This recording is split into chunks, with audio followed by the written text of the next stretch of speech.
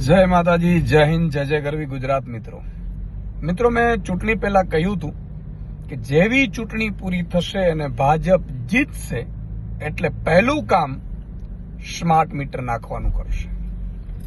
અત્યારે શહેરોની સાથે સાથે ગામડાઓમાં પણ સ્માર્ટ મીટરો શરૂ કરી દેવામાં આવ્યા છે. ઘણી જગ્યાએથી વિરોધ થઈ રહ્યો છે, લોકો વિરોધ કરી રહ્યા છે સ્માર્ટ મીટરનો.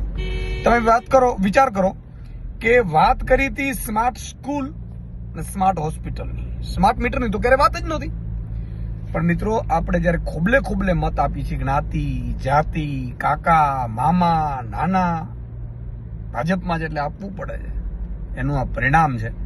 અને હાલત જુઓ કે અત્યારે આપણા માટે આપણા જે વ્યક્તિઓ મત માંગવા આવ્યા હતા, મામા હોય, કાકા હોય, નાના હોય, ટિકિટ લઈને ધારાસભ્ય, સાંસદ બન્યા હોય, એ બોલવાની હિંમત સુધા નથી, તાકાત સુધા નથી.